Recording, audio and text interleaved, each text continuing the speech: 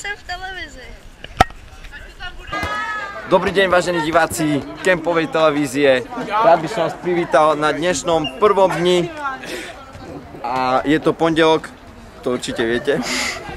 Takže môžete vidieť, že účastníci kempu sa zúčastňujú rôznych súťaží a takisto aj hrajú hádzanú, ktorá sa počíta do súťaže o kempový pohár, čo je veľmi lukratívna cena. Takže dnešný deň bol dosť náročný, takže večer už len bude nejaký tanečný prvok, nejaká zumba a takéto veci. A to je asi všetko.